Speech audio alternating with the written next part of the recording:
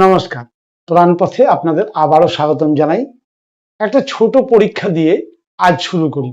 এই মুহূর্তে আপনি কিছু না ভেবেই নিজের জিহ্বাটাকে কোথায় রেখেছেন?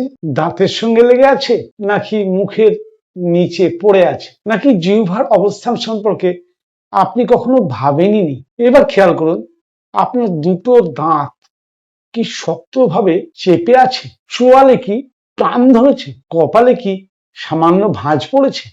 আর কাঁধ, সেগুলো কি অজান্তেই একটু শক্ত হয়ে আছে? যদি থাকে, চিন্তার কিচ্ছু নেই, কারণ আমাদের মধ্যে অনেকেই সারাদিন নিজের শরীরে কতটা অপ্রয়োজনীয় টান নিয়ে ঘুরে বেড়াচ্ছি সেটা নিজেরাই জানি না। আর আশ্চর্যের বিষয় হলো, প্রাণায়ামের সময় এই ছোট ছোট বিষয়গুলো আমাদের শ্বাসের অভিজ্ঞতাকে প্রভাবিত করতে পারে।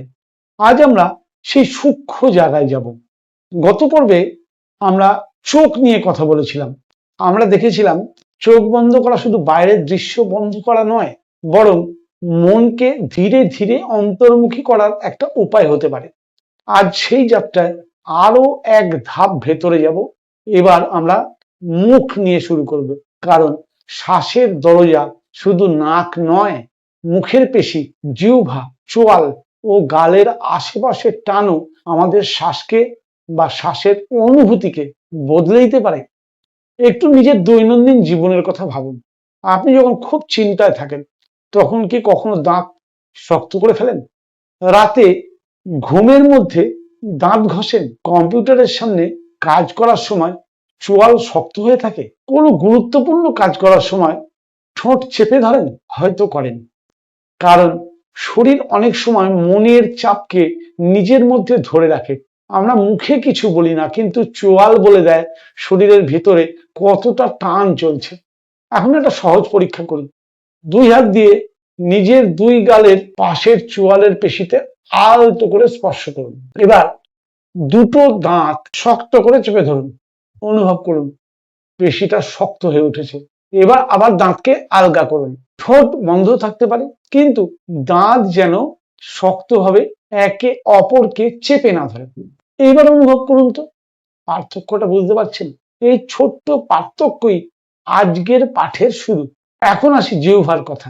সাধারণ বিশ্রামের অবস্থায় জিহ্বাকে জোর করে কোনো নির্দিষ্ট জায়গায় আটকে রাখার দরকার নেই। অনেক যোগ পদ্ধতিতে জিহ্বার নির্দিষ্ট অবস্থান নিয়ে আলাদা আলাদা অনুশীলন আছে, যেমন বিভিন্ন মুদ্রা ও বিভিন্ন উন্নত সাধনা। কিন্তু আজ আমরা সেখানে যাচ্ছি না। আজকের লক্ষ্য অনেক সহজ। জিহ্বাকে অপ্রয়োজনীয়ভাবে শক্ত করে রাখবেন না, মুখের ভেতরে যেন স্বাভাবিক আরামে থাকে। এবার একটা গুরুত্বপূর্ণ বিষয়, আমরা নাক দিয়ে শ্বাস নেওয়ার কথা বারবার বলছি। কেন? কারণ স্বাভাবিক অবস্থায় নাক আমাদের শ্বাসের পথকে প্রশস্ত করার একটা গুরুত্বপূর্ণ ভূমিকা পালন করে। নাকের ভেতরের গঠন বাতাসকে ছেঁকে আর্দ্র ও উষ্ণ করতে সাহায্য করে। তাই সাধারণ বিশ্রাম এবং হালকা কার্যকলাপের সময় নাক দিয়ে শ্বাস নেওয়া অনেক মানুষের জন্য স্বাভাবিক ও উপযোগী। তবে এর অর্থ এই নয় যে মুখ দিয়ে শ্বাস নিলেই সঙ্গে সঙ্গে রোগ হয়ে যাবে। শরীরের প্রয়োজন অনুযায়ী মুখ দিয়ে শ্বাস নেওয়াও স্বাভাবিক হতে পারে, বিশেষ করে বেশি যখন শারীরিক পরিশ্রম হয়। সেই সময় আমরা দেখেন না, হাঁপিয়ে গেলে মুখ দিয়ে করে হাঁপাই, অর্থাৎ তখন মুখ দিয়ে শ্বাস নেওয়ার দরকার আছে। শরীর নিজে করে। আবার যদি কেউ দীর্ঘদিন ধরে নাক দিয়ে শ্বাস নিতে না পারেন, নাক সবসময় বন্ধ থাকে, বা ঘুমের মধ্যেও শ্বাসকষ্টের সমস্যা থাকে, তাহলে বিষয়টি শুধু প্রাণায়ামের সমস্যা ধরে না নিয়ে চিকিৎসকের পরামর্শ নেওয়াটাও কিন্তু গুরুত্বপূর্ণ।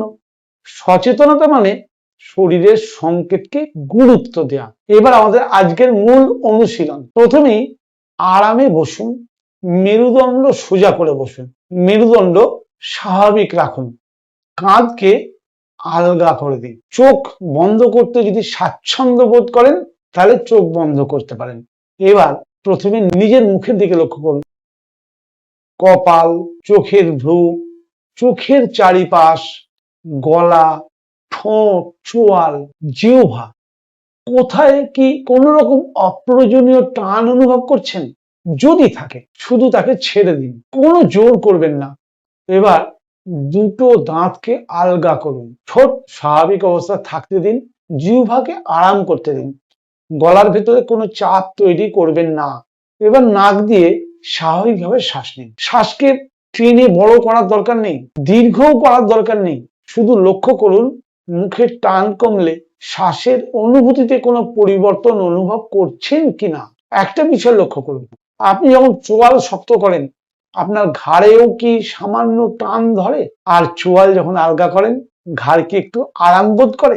এই শরীরের সূক্ষ্ম অন্তঃসংযোগ একটি অংশের টান অন্য অংশের অনুভূতিকে প্রভাবিত করতে পারে। আপনি যদি এই পর্যন্ত ভিডিওটি মন দিয়ে অনুসরণ করে থাকেন তাহলে আজ একটা ছোট্ট কাজ করুন। ভিডিওটা এখনই বন্ধ করার দরকার নেই, শুধু কমেন্টে লিখে রাখুন, আজ আমি আমার চোয়ালকে লক্ষ্য করেছি। কারণ প্রাণপথে আমরা শুধু ভিডিও দেখব না, আমরা নিজেদের পর্যবেক্ষণও করব।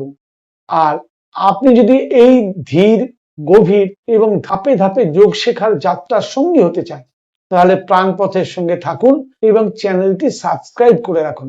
কারণ আমরা সামনে এমন কিছু বিষয় নিয়ে এগোবো যেগুলো সাধারণ প্রাণায়ামের ভিডিওতে খুব কমই বিস্তারিতভাবে আলোচনা করা হয়। এবার আবার ফিরে আসি অনুশীলনে।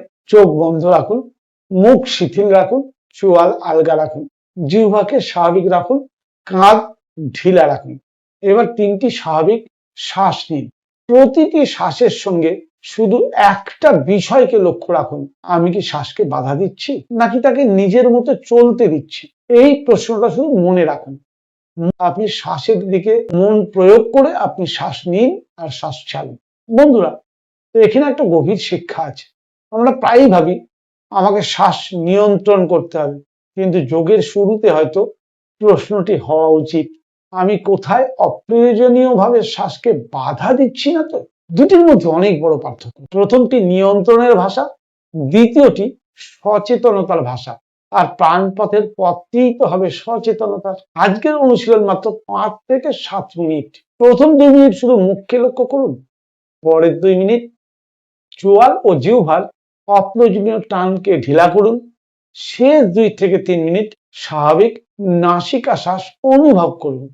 কোনো গুনতি নেই, কোনো শ্বাস ধরে রাখা নেই, কোনো জোর নেই।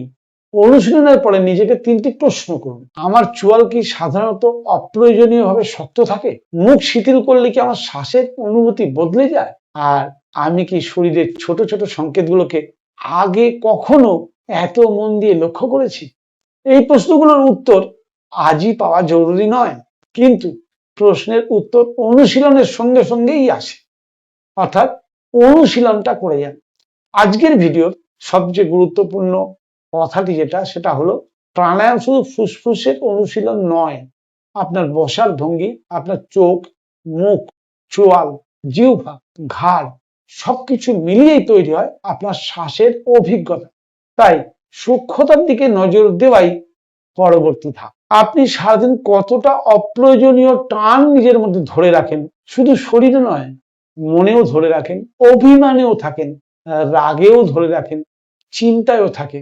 হয়তো আমরা অনেক কিছুই ছেড়ে দিতে পারি না, আর শরীর সেই না পারা জিনিসগুলোর কিছুটা নিজের মধ্যে ধরে রাখে। তাই আজ শুধু চোয়াল নয়, একটা অভিমানও একটু আলগা করে দেখুন, হয়তো শরীর এবং মন দুটোই একটু হালকা হবে। আজ আমরা মুখ ও চোয়ালের টান নিয়ে কথা বললাম। পরবর্তী পর্বে আমাদের প্রশ্ন হবে, শ্বাসের শব্দ কি গুরুত্বপূর্ণ?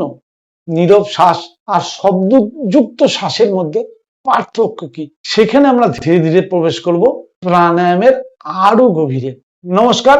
প্রাণপথে প্রোগ্রামগুলো কেমন লাগছে কমেন্ট করে লিখে জানাতে ভুলবেন না।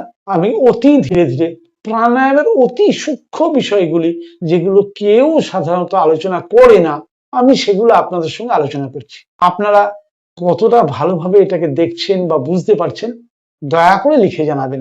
নমস্কার।